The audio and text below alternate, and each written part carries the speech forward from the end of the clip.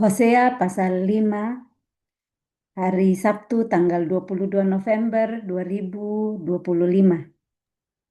Ancaman terhadap Israel serta pemimpin-pemimpinnya. Dengarlah ini, hai para imam. Perhatikanlah, hai kaum Israel, dan pasanglah telinga, hai keluarga raja. Sebab mengenai kamulah penghukuman itu, karena kamu telah menjadi perangkap bagi Mispa, dan jaringnya dikembangkan di atas gunung Tabor, dan lobang yang dikeruk di lembah Sitim, maka aku ini akan menghajar mereka sekalian. Kita lihat judul dari perikop eh, pertama Hosea 5 ini adalah ancaman terhadap Israel serta pemimpin-pemimpinnya. Nah, di Hosea pasal 4 sebelumnya kita lihat juga itu tentang menentang imam. Jadi pemimpin-pemimpin yang Tuhan minta pertanggungan jawab ya kalau kita lihat seperti ini. Bagaimana pertama dikatakan dengarlah hai para imam. Imam itu ya yang harusnya membagikan kebenaran firman, yang menghidupi bukan cuma membagikan tetapi memberikan contoh, menghidupi apa yang mereka bagikan, tetapi dalam pelaksanaannya sudah seperti di Hosea pasal 4 sebelumnya kita lihat bagaimana Tuhan menentang para imam dan bangsa yang tidak setia. Dan di situ karena ketidakpengenalan, Tuhan bilang, karena engkau tidak mengenal Allah, maka umat binasa. Nah, bagaimana supaya umat bisa mengenal Allah? Nah, melalui imam-imam, melalui pemimpin-pemimpin. Nah, kalau seperti di kita ya pemimpin-pemimpin di gereja yang Tuhan sudah pilih, ada umat yang setia datang mencari Tuhan. Nah, pemimpin-pemimpin itu yang Tuhan sudah pilih untuk membagikan pengenalan akan Allah. Nah, tetapi di kehidupan kita hari ini ya, kita lihat bagaimana dengan segala macam eh, hal-hal yang gampang kita bisa dapat. Ada Alkitab online, ada Alkitab dalam bentuk buku, ada khotbah-khotbah dari eh, YouTube, dari TikTok, dari segala macam sumber banyak sekali yang kita bisa mengenal Allah dengan benar. Tetapi tetap harus berhati-hati dengan pengajaran-pengajaran yang ada. Karena yang paling utama adalah firman Tuhan yang murni yang ada di dalam Alkitab. Karena bisa saja penafsiran-penafsiran itu dari perjalanan hidup seseorang sendiri. Jadi yang paling murni adalah firman Tuhan yang kita baca sendiri dan nanti kita mohon Roh Kudus terus membukakan pengertian yang sebenarnya. Jadi bukan pengertian yang kita bikin-bikin sendiri supaya firman Tuhan sampai kepada kita masing-masing yang rindu untuk mengenal Dia dengan benar, pengertiannya dibukakan yang sebelumnya kita kurang ngerti, ternyata saat kita baca ada bisa satu kata saja atau satu kalimat, Tuhan bukakan lagi hal-hal yang sebelumnya kita tidak paham dan nantinya Roh Kudus juga yang akan menuntun selanjutnya untuk menghidupi kebenaran itu. Nah, jadi di sini dituliskan di ayat satunya ini, dengarlah, dengar itu pakai telinga. Nah, pakai telinga Yesus ajarkan di Lukas pasal 8 yang kita baca kemarin, bagaimana untuk mendengar. Yang bertelinga, pakai telinga untuk mendengar. Dan mendengar dengan baik, bukan asal dengar-dengar saja. Dan nanti tidak sampai ke dalam hati. Begitu banyak yang kita dengar sepanjang hari ya. Nah, apa yang firman Tuhan yang bisa nancap, yang masuk di telinga kita sampai di hati kita, saat kita dengar dengan baik, kita simpan dalam hati yang nantinya akan mengeluarkan buah. Kalau kita tekun tekun mengerjakan firman yang diberi pengertian kepada kita, kita diberi pengertian ya yang orang yang mengutuk kamu mintakan berkat. Jangan tambah-tambah mengutuki juga dia lebih daripada kutukan yang diberikan kepada kita. Nah, terus-menerus saat kita mendengar dengan baik, pakai telinga untuk mendengar, maka Roh Kudus yang akan terus bekerja menolong kita sehingga saat ada peristiwa-peristiwa yang kita hadapi dengan orang-orang lain, kita bisa lebih sabar, kita tidak juga mencak-mencak langsung marah-marah, membalas orang-orang yang mungkin mempermalukan kita di depan orang lain atau yang tidak menghargai kita. Kita bisa dengan kesabaran dan tersenyum kita tahu Tuhan pembela kita. Tuhan yang sanggup membela saat kita mau rendah hati. Nah, kita lanjut di sini kembali. Jadi ini kata dengarlah, hai para imam. Imam dipercayakan untuk menggembalakan jemaat umat yang ada dan supaya pasang telinga ya. Ini pertama ke para imam, kemudian perhatikanlah hai kaum Israel dan jadi imam dulu baru kaum umat, baru nanti pasanglah telinga hai keluarga raja. Sebab mengenai kamulah penghukuman itu. Jadi saat kita eh, mendengar ternyata ada hukuman, kita bisa tahu apa yang menyebabkan bisa ada penghukuman supaya Tuhan jauhkan kita dari penghukuman itu dan kemurkaannya. Kita lanjut dulu di ayat yang ketiga. Aku ini mengenal Efraim dan Israel tidaklah tersembunyi bagiku. Sebab engkau telah bersinah, hai Efraim, dan Israel telah menajiskan diri.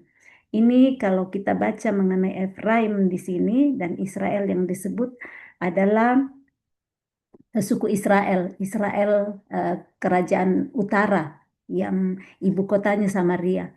Kita sudah baca dulu tapi sudah agak lama ya kita baca di raja-raja bagaimana eh, setelah Salomo mati, anaknya yang gantikan, terus Israel terpecah menjadi dua.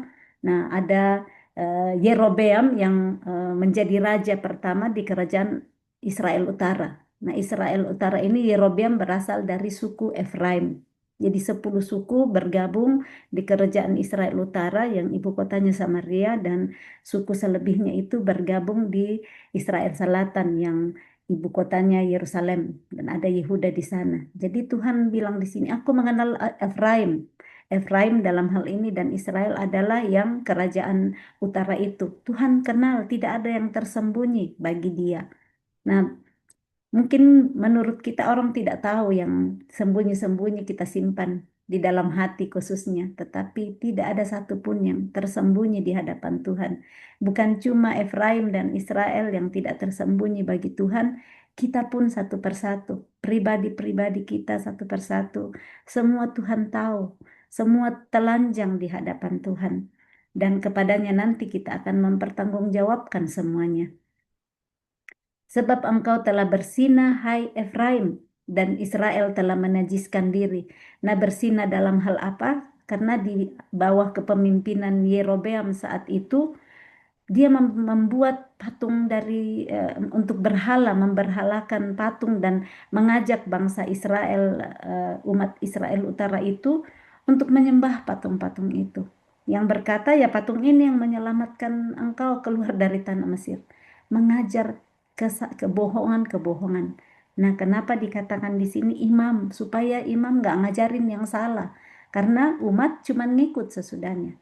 Nah, orang Israel Utara saat itu ya diajar oleh rajanya untuk menyembah patung-patung dari berhala, mereka ikut-ikut imam yang dituntut Tuhan karena dia yang mengajarkan. Nah, kalau kita bagaimana pengenalan akan Tuhan dan kita bisa berbagi di situ, mengajarkan yang benar, tetapi pastinya kita menghidupi terlebih dahulu. Nah, Tuhan katakan engkau telah bersinah hai Efraim karena bersinah itu menghormati dan menyembah ilah lain selain daripada Tuhan. Ini yang dikatakan bersinah. Ayat 4, perbuatan-perbuatan mereka tidak mengizinkan mereka berbalik kepada Allah mereka, sebab roh persinahan ada di antara mereka dan mereka tidak mengenal Tuhan. Saat ada roh persinahan yang tidak menghormati Tuhan sebagai satu-satunya Allah yang patut dipuji, disembah, Tuhan pemilik kehidupan kita, nah roh persinahan itu yang ada di dalam hati orang Israel pada saat itu yang Tuhan eh, kecam dan ancam di sini bahwa mereka tidak mengenal Allah. Mereka perbuatan-perbuatan mereka yang najis itu, yang sudah menajiskan diri, yang sudah berzina, di situ yang dikatakan Tuhan perbuatan-perbuatan mereka tidak mengizinkan mereka berbalik kepada Allah mereka. Jadi ternyata dari perbuatan-perbuatan kita saat kita tidak cepat-cepat berbalik, itu yang membuat kita tidak bisa mendekat kepada Tuhan. Kalau kita terus sudah tahu bahwa Tuhan tidak senang perbuatan-perbuatan yang kita lakukan, tapi masih lanjut terus melakukan itu, ternyata itu membuat tidak mengizinkan kita berbalik kepada Allah. Jadi kalau hari ini mungkin ada perbuatan kita, apakah bohong seperti yang dituliskan di Hosea 4 sebelumnya ayat 2, apakah berbohong, mengutuk, membunuh, mencuri, berzina, melakukan kekerasan, penumpahan darah, hal-hal seperti itu saat kita tahu kenapa saya mau lakukan itu dan saya sudah tahu bahwa itu tidak berkenan kepada Tuhan, supaya kita bisa berbalik kembali kepada Allah. Jadi dalam hal ini pertobatan ya, perbuatan-perbuatan yang kita tahu tidak berkenan kepada Tuhan saat kita tinggalkan itu adalah pertobatan. Karena kalau cuman berkata saya bertobat Tuhan, tapi masih tetap cara lama yang kita pakai, masih tetap suka eh, mengata-ngatai orang dengan kata-kata yang menyakitkan. Ada juga loh, mulut bisa dipakai, mulut kita itu bisa jadi seperti senjata yang tajam sekali untuk melukai orang. Nah, kalau kita sadar di sana, mulut kita pakai dengan baik. Tuhan mau mulut kita pakai memberkati orang lain, perkatakan kata-kata yang baik, bukan malah menikam orang, bukan malah membunuh karakter orang karena kata-kata kita. Bisa saja kalau orang bilangin kita, kamu itu eh, apa namanya, telingamu besar seperti telinga gajah kak, atau bilang ah kamu kecil sekali, bisa sekali mematikan loh eh, perasaan orang di dalam, dan orang mungkin menjadi tidak percaya diri saat mendengar kata-kata dari kita. Jadi pakailah kata-kata yang bisa membuat orang-orang terbangun imannya. Bisa orang-orang melihat saya berharga, Tuhan menciptakan saya, sekalipun mungkin saya kecil, tetapi Tuhan mengasihi saya, menciptakan saya serupa dan segambar dengan Dia. Jadi ini maksudnya perbuatan-perbuatan kita. Roh Kudus kiranya menuntun kita mengenali perbuatan kita selama ini yang mungkin masih menyakiti sesama kita, supaya kita terus berubah, mengubahkan. Lebih bagus tutup mulut daripada mengeluarkan pedang yang menusuk sesama. Ayat yang kelima, kecongkakan Israel menjadi saksi terhadap dirinya sendiri. Efraim akan tergelincir jatuh oleh kesalahannya sendiri, dan bersama-sama mereka juga Yehuda. Yehuda di sini dalam arti kerajaan Israel Selatan. Jadi ini kecongkakan, kesombongan. Tuhan sangat membenci orang yang sombong. Berulang-ulang dituliskan di Alkitab bahwa Tuhan akan merendahkan orang yang sombong, tetapi meninggikan orang yang rendah hati. Dan ini Efraim akan tergelincir jatuh oleh kesalahannya sendiri. Kadang orang menyalahkan kalau ada situasi yang tidak nyaman atau tidak bagus datang di hidup, orang gampang menyalahkan orang lain. Iya, gara-gara dia, gara-gara ini, orang ini. Tetapi kadang kita tergelincir karena kesalahan sendiri. Nah, saat kita tahu bahwa saya sudah salah, kita bisa segera berbalik sama Tuhan, minta ampun, cari Tuhan menolong kita supaya kita tidak tergelincir di kesalahan yang sama, supaya kita menjauhi kesalahan-kesalahan yang akhirnya merugikan kita sendiri. Ayat 6, dengan korban kambing domba dan lembu sapinya, mereka akan pergi untuk mencari Tuhan, tetapi tidak akan menjumpai Dia. Ia telah menarik diri dari mereka. Ini ya, kalau kita bisa melihat ayat 6 ini, dengan korban kambing domba dan lembu sapinya, mereka akan pergi untuk mencari Tuhan. Seperti mau sogok Tuhan ini ya. Mereka mau sogok Tuhan dengan kambing domba, lembu sapi, tapi dikatakan, tetapi tidak akan menjumpai Dia. Ia telah menarik diri dari mereka. Jadi kita bisa mengenal Allah lewat pembacaan firman ini ya. Ada kata di sini tidak akan menjumpai Dia. Ia telah menarik diri dari mereka. Tuhan yang telah menarik diri. Nah, kalau kita ngerti, ya Tuhan selalu ngampunin, selalu baik. Ya. Cuma kita kenal Tuhan dari segi baiknya saja, kasihnya saja.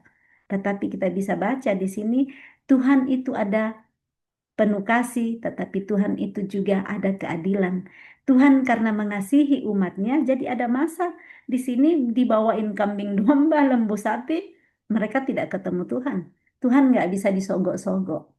Tuhan itu melihat hati kita dan Tuhan sudah memberi banyak kesempatan. Nah, saat kita tidak pakai kesempatan itu dengan baik, mungkin saja membawa semua yang kita punya, tetapi kita tidak jumpai Dia lagi karena Ia telah menarik diri. Ada masa mungkin Tuhan menarik diri supaya benar-benar kita menyadari kesalahan yang kita sudah buat sehingga kita tergelincir, kecongkakan-kecongkakan, kesombongan-kesombongan kita. Itu Tuhan bukan karena jahat dan tidak sayang kepada kita dia menarik diri, tetapi itu salah satu bentuk kasih Tuhan yang mendisiplinkan. Kasih Tuhan yang mendisiplinkan Efraim, mendisiplinkan Israel pada saat itu. Ayat 7, mereka telah berkhianat terhadap Tuhan, sebab mereka telah memperanakkan anak-anak yang tidak sah. Sekarang pembinasa akan memakan habis mereka dan ladang mereka. Jadi Tuhan pun dituliskan di sini dihianati oleh umatnya sendiri. Nah, kalau kita manusia hari ini dihianati teman, dihianati pasangan, dihianati orang-orang yang kita percaya, Tuhan sudah mengalami terlebih dahulu. Kita tinggal berbalik sama Tuhan, Tuhan hatiku perih dihianati seperti ini, Tuhan akan bilang, aku juga udah mengalami.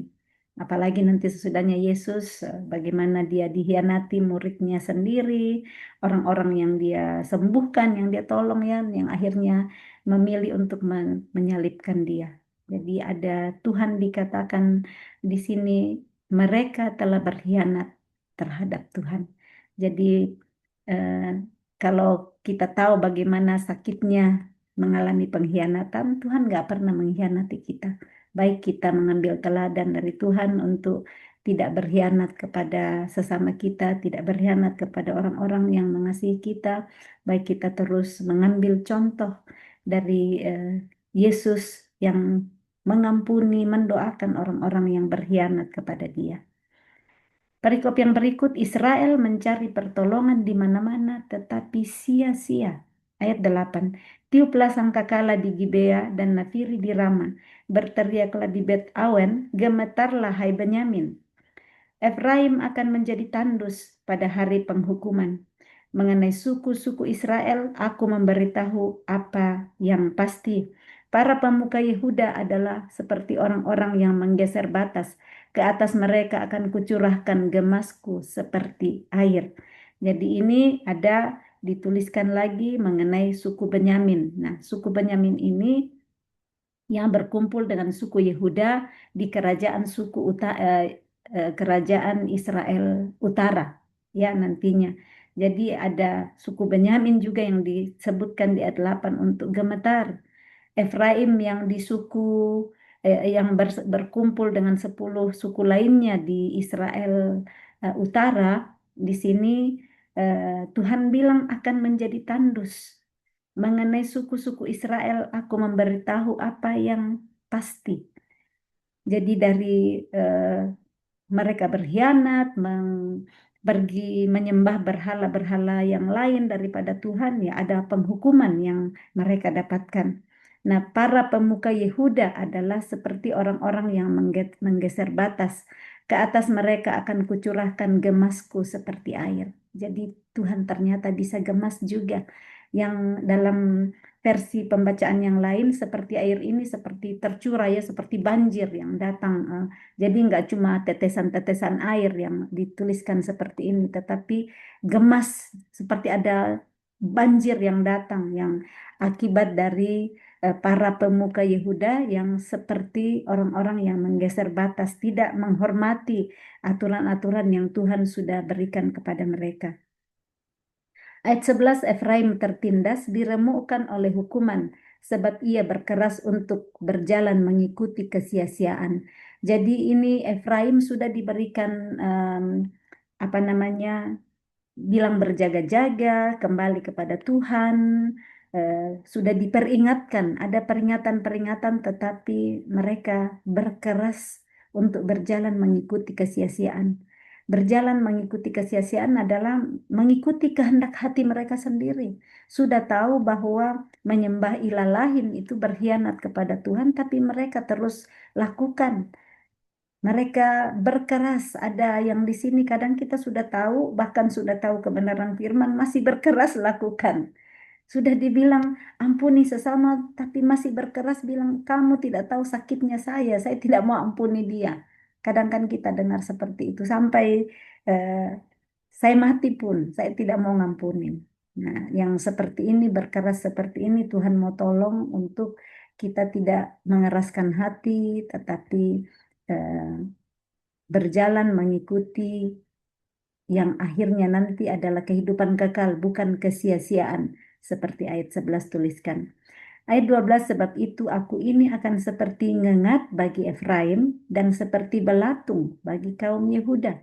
Tuhan mengumpamakan dirinya seperti ngengat dan belatung yang pastinya nggak enak kalau di ini dengan ngengat ya dan belatung. Kalau digigit. Ayat 13, ketika Efraim melihat penyakitnya dan Yehuda melihat bisulnya, maka pergilah Efraim ke Asyur dan mengutus orang kepada Raja Agung.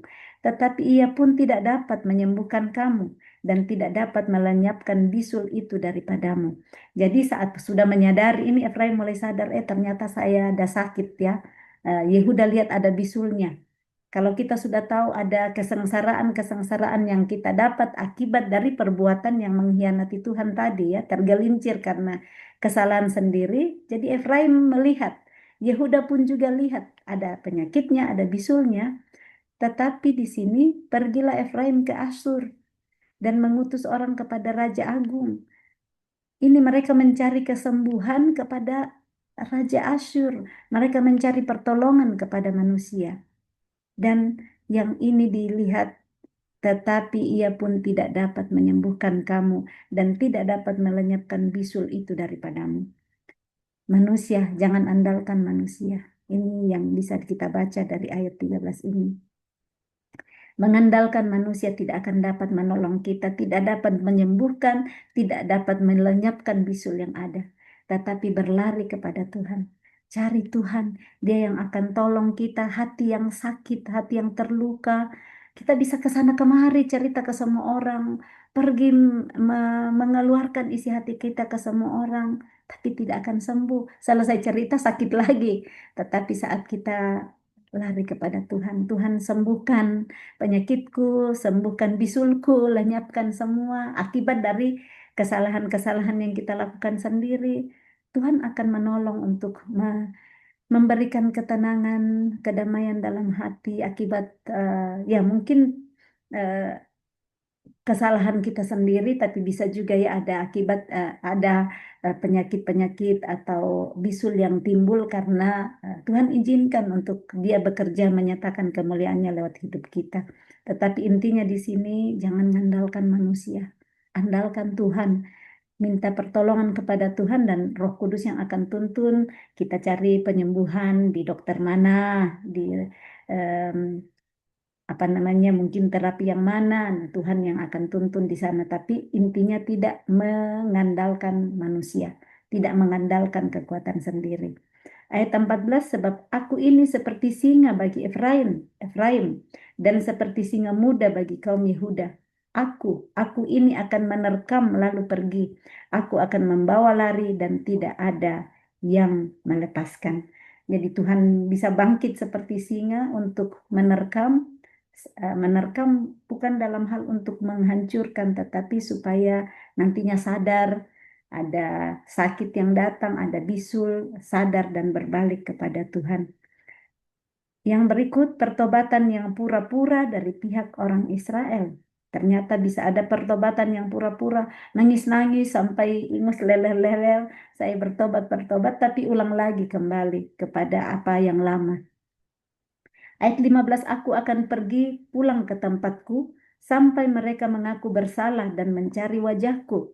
Dalam kesesakannya mereka akan merindukan aku.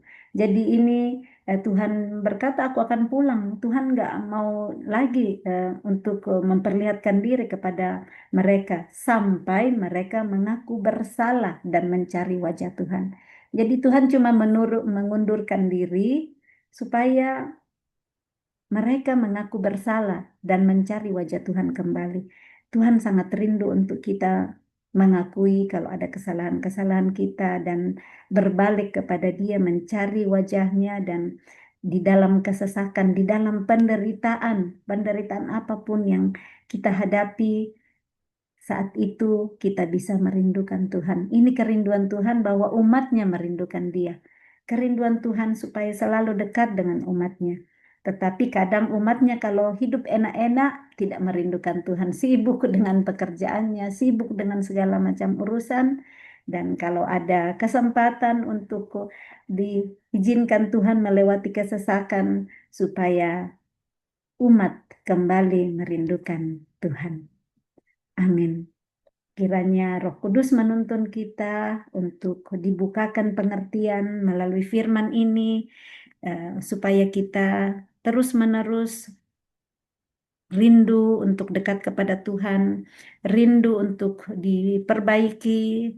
Roh Kudus menolong kita saat kita baca firman, firman-Nya menyatakan kesalahan kita sendiri melalui kisah Efraim, kisah Yehuda, kisah Benyamin, supaya kita tidak terus-menerus jauh daripada Tuhan, tetapi kita mencari wajahnya, kita mengaku salah kepada Dia, dan kita bisa dekat kembali dengan Dia.